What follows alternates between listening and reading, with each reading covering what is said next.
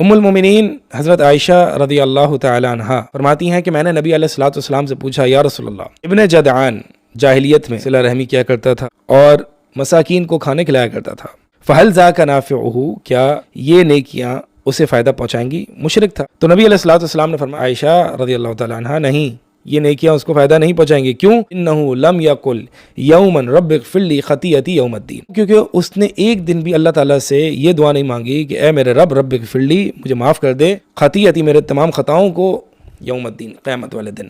چونکہ یہ جملہ وہ نہیں کہتا تھا، اس لیے اسے یہ نیکیاں فائدہ نہیں دیں گی۔ اب اگر ہم نبی علیہ الصلوۃ والسلام کے اس اسٹیٹمنٹ کو سمجھیں تو اس میں تمام عقائد جمع کر دیے گئے، یعنی اس دعا میں کہ وہ یہ دعا نہیں مانگا کرتا تھا عائشہ، اور یہ دعا کیا ہے؟ یہ دعا وہی شخص مانگ سکتا ہے جس کا عقیدہ پختہ ہو۔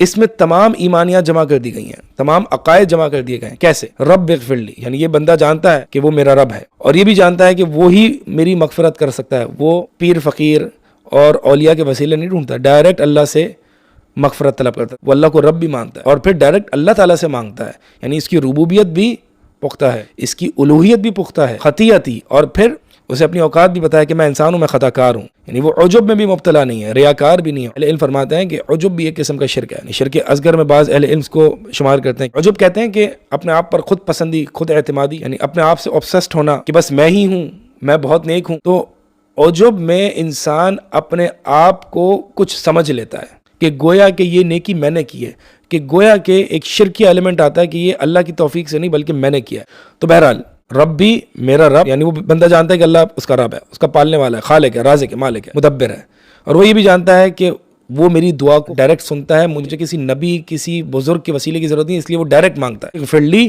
اور وہ یہ بھی جانتا ہے کہ اس کا رب ہے، وہ معاف بھی کرتا ہے۔ ایسا نہیں ہے کہ وہ رب اس کو پتہ نہیں ہے، اور یہ اولیاء اللہ جو ہیں وہ بس یہ معاملات دیکھتے ہیں، بلکہ نہیں، کل یوم هو فی شان، ہر لمحے اللہ تعالیٰ کسی نہ کسی معاملے میں کسی کو معاف کر رہا ہے، کسی کو اولاد دے رہا ہے، وغیرہ وغیرہ، کسی کو رزق دے رہا ہے۔ یہ اس چھوٹے سے جملے میں کتنے عقائد ہیں، کتنی ایمانیات ہیں۔ تو خطیئت یعنی وہ یہ بھی مانتا ہے کہ میں خطا کار ہوں، عجب میں مبتلا نہیں ہے، کمزور ہوں، گنہ گار ہوں، اور اللہ ہی گناہ کو معاف کر سکتا ہے۔ یوم الدین، یعنی میری خطاؤں کو معاف کر دینا قیامت والے دن۔ یوم الدین، دین کہتے ہیں بدلے کا دن، یعنی جس دن جزا اور سزا کا فیصلہ ہوگا۔ تو اس کا مطلب یہ بھی پتا ہے کہ یوم الدین یہ وہ ایسا دن ہے کہ جس دن سزا اور جزا ہوگی۔ اس میں قیامت کے دن کا بھی اقرار ہے، اس میں بعث بعد الموت یعنی دوبارہ سے مرنے کے بعد اٹھایا جانا ہے، اس کا بھی اقرار ہے، اور اس میں حساب کتاب کا بھی اقرار ہے، اس میں جنت اور جہنم کا بھی اقرار ہے۔